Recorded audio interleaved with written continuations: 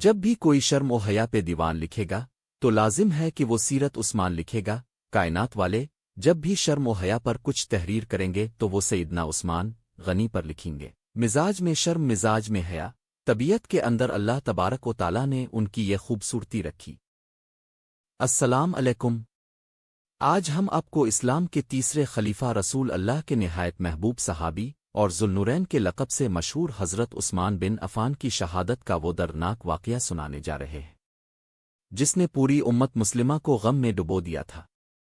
ذرا تصور کیجئے، مدینہ منورہ کی پرسکون گلیاں، مسجد نبوی کا روپرور ماحول اور مسلمانوں کی وہ عظیم ریاست جو دن بدن ترقی کر رہی تھی، لیکن اسی دوران ایک ایسا فتنہ جنم لے رہا تھا جو آگے چل کر اسلامی تاریخ کے ایک انتہائی افسوسناک سانحے کا سبب بننے والا تھا۔ حضرت عثمان بن عفان قریش کے ایک معزز خاندان سے تعلق رکھتے تھے۔ آپ اپنی سچائی، امانت داری اور نرم مزاجی کی وجہ سے پورے مکہ میں مشہور تھے۔ جب رسول اللہ نے اسلام کی دعوت دی تو حضرت عثمان نے بغیر کسی ہچکچاہٹ کے اسلام قبول کر لیا۔ اس وقت اسلام قبول کرنا آسان نہیں تھا۔ کفار مسلمانوں پر ظلم و ستم کرتے تھے، لیکن حضرت عثمان ہر آزمائش میں ثابت قدم رہے۔ رسول اللہ کو حضرت عثمان سے بے حد محبت تھی۔ پہلے آپ کا نکاح نبی کریم کی صاحبزادی حضرت رقیہ سے ہوا۔ ان کے انتقال کے بعد نبی کریم نے اپنی دوسری صاحبزادی حضرت کلثوم کا نکاح بھی حضرت عثمان سے کر دیا۔ اسی وجہ سے آپ کو ذوالنورین یعنی دو نوروں والا کہا جاتا ہے۔ حضرت عثمان بے مثال سخی تھے۔ جب بھی اسلام کو ضرورت پڑتی وہ اپنا مال اللہ کی راہ میں خرچ کر دیتے۔ غزوہ تبوک کے موقع پر جب مسلمانوں کو مالی مشکلات کا سامنا تھا تو حضرت عثمان نے سینکڑوں اونٹ، گھوڑے اور بڑی مقدار میں مال پیش کیا۔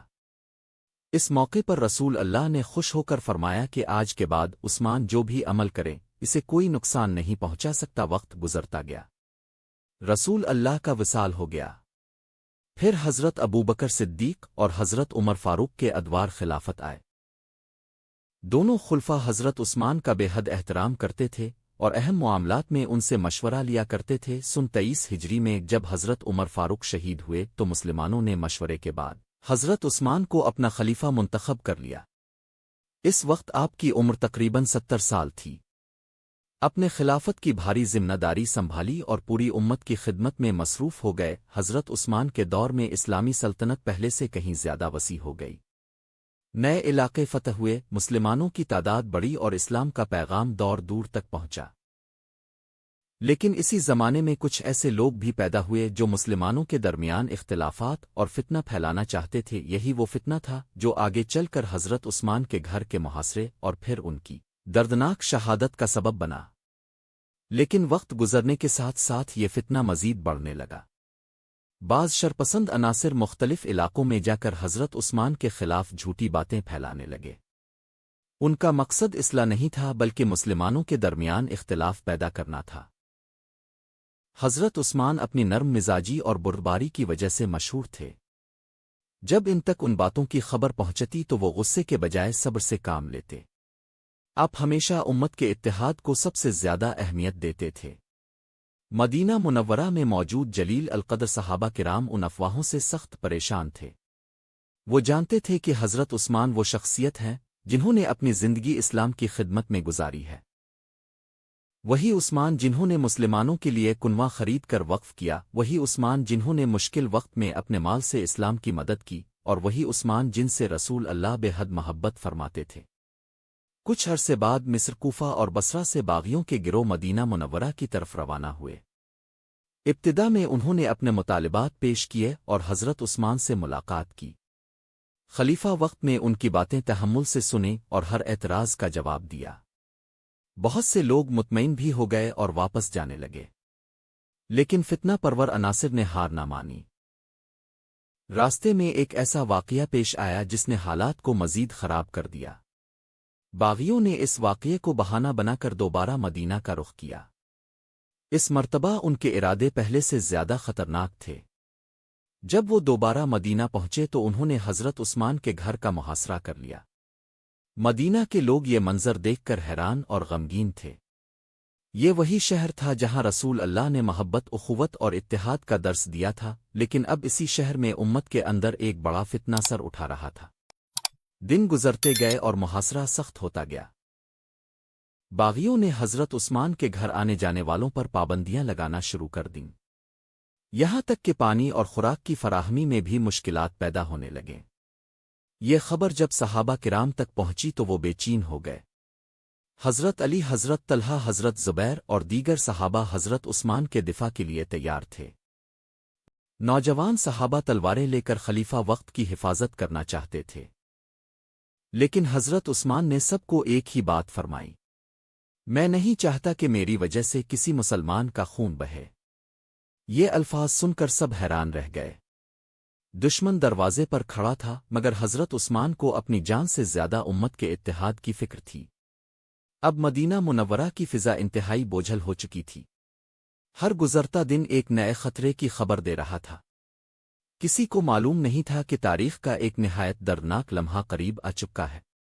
مدینہ منورہ میں محاصرہ جاری تھا۔ دن گزرتے جا رہے تھے اور حالات مزید سنگین ہوتے جا رہے تھے۔ حضرت عثمان کے گھر کے باہر باغیوں کا ہجوم موجود تھا، جبکہ گھر کے اندر ایک عظیم صحابی صبر، عبادت اور اللہ تعالیٰ پر بھروسے کے ساتھ وقت گزار رہے تھے۔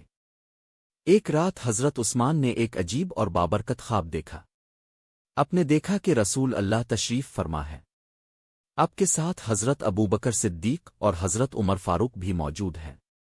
رسول اللہ نے محبت بھرے انداز میں حضرت عثمان کو مخاطب کرتے ہوئے فرمایا: عثمان، صبر کرو، تم آج روزہ رکھو، کل ہمارے ساتھ افطار کرو گے۔ جب حضرت عثمان کی آنکھ کھلی تو اب سمجھ گئے کہ رسول اللہ نے شہادت کی خوشخبری عطا فرما دی ہے۔ اب جان گئے کہ اب دنیا میں اب کا وقت مکمل ہونے والا ہے اور جلد ہی اپنے محبوب آقا سے ملاقات ہونے والی ہے۔ اگلی صبح حضرت عثمان نے روزہ رکھا۔ گھر کے باہر حالات بدستور خراب تھے، لیکن اب کے چہرے پر سکون تھا۔ اپنا زیادہ وقت نماز، دعا اور قرآن مجید کی تلاوت میں گزارا۔ دوسری طرف صحابہ کرام کو جب حالات کی سنگینی کا احساس ہوا تو انہوں نے دوبارہ حضرت عثمان سے درخواست کی کہ انہیں دفاع کی اجازت دی جائے۔ کئی نوجوان صحابہ جان ہتھیلی پر رکھ کر لڑنے کے لیے تیار تھے، لیکن حضرت عثمان نے فرمایا: میں نہیں چاہتا کہ میری وجہ سے مدینہ کی گلیوں میں مسلمانوں کا خون بہے۔ یہ الفاظ سن کر سب خاموش ہو گئے۔ اب جانتے تھے کہ اگر جنگ شروع ہوئی تو بہت سے بے گناہ مسلمان شہید ہو جائیں گے۔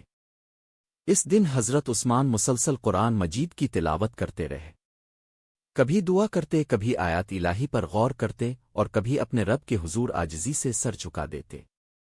ادھر باغیوں کا غصہ بڑھتا جا رہا تھا۔ انہوں نے فیصلہ کر لیا تھا کہ وہ کسی بھی قیمت پر اپنے ناپاک ارادے پورے کریں گے۔ دوپہر کا وقت قریب آ رہا تھا۔ گھر کے اندر سکون تھا، لیکن باہر طوفان برپا تھا۔ اچانک چند باغی دیوار پھلانگ کر گھر کے اندر داخل ہو گئے۔ گھر میں موجود افراد نے انہیں روکنے کی کوشش کی، لیکن حملہ آور تیزی سے آگے بڑھتے گئے۔ حضرت عثمان اس وقت قرآن مجید سامنے رکھے تلاوت میں مصروف تھے۔ اپنے ہنگامہ سنا، لیکن اپنی جگہ سے نہ اٹھے۔ اب پوری توجہ کے ساتھ اللہ کے کلام کی تلاوت کرتے رہے۔ باغی جب دیواریں پھلانگ کر گھر کے اندر داخل ہوئے تو ان میں سے چند بدبخت اس کمرے تک پہنچ گئے جہاں خلیفہ مظلوم حضرت عثمان غنی رضی اللہ عنہ تشریف فرما تھے۔ آپ اس وقت انتہائی سکون اور توجہ کے ساتھ قرآن مجید کی تلاوت کر رہے تھے اور آپ کے سامنے مصحف قرآن پاک کھلا ہوا تھا۔ حملہ آوروں نے آپ پر وار کرنے کے لیے تلواریں سونپ لیں۔ اس نازک اور ہولناک وقت میں بھی امیر المومنین کے چہرے پر خوف اضطراب کا کوئی اثر نہ تھا، بلکہ آپ اپنے رب کے فیصلے پر پوری طرح راضی تھے۔ جب ایک ظالم نے آپ پر تلوار سے وار کرنا چاہا تو آپ کی وفادار اور جاں نثار زوجہ محترمہ بی بی نائلہ رضی اللہ عنہا آپ کو بچانے کے لیے آگے بڑھی اور اپنے ہاتھ سے تلوار کو روکنے کی کوشش کی۔ اس کوشش میں ان کی انگلیاں کٹ گئیں، لیکن وہ صفاق باغی اپنے ناپاک ارادے سے باز نہ آئے۔ باغیوں نے بے دردی سے سیدنا عثمان غنی رضی اللہ عنہ پر پے در پے وار کیے۔ ان زخموں کے نتیجے میں آپ کا خون مبارک قرآن مجید کے اوراق پر گرا۔ خاص طور پر سورہ البقرہ کی اس آیت پر آپ کے خون کے قطرے گرے۔ پس ان کے مقابلے میں اللہ تمہاری کفایت کرے گا، اور وہ سب کچھ سننے والا اور جانے والا ہے۔ سورہ البقرہ 137۔ اسی حالت میں پیاسے اور روزے دار خلیفہ کی رواں مبارک اپنے خالق حقیقی سے جا ملی۔ اپنے مظلومیت کی حالت میں جام شہادت نوش کیا اور رسول اللہ کی اس پیشگوئی کے مطابق جو انہوں نے خواب میں فرمائی تھی اپنا روزہ اپنے آقا حضرت ابوبکر اور حضرت عمر کی میت میں افطار کیا۔ حضرت عثمان غنی رضی اللہ عنہ کی شہادت تاریخ اسلام کا وہ عظیم سانحہ ہے جس نے امت مسلمہ کو ہلا کر رکھ دیا اور اس کے بعد فتنے اور انتشار کے ایک نئے دور کا آغاز ہوا۔ آپ کی صبر و استقامت پسندی اور مسلمانوں کا خون بہنے سے روکنے کے لیے اپنی جان قربان کر دینے کا یہ واقعہ ہمیشہ تاریخ میں سنہرے حروف سے لکھا رہے گا۔ اگر آپ کو یہ ایمان افروز واقعہ پسند آیا ہو تو ویڈیو کو لائک کریں اور شیئر کریں اور ہمارے چینل کو سبسکرائب کریں تاکہ آپ کو مزید خوبصورت اسلامی واقعات ملتے رہیں۔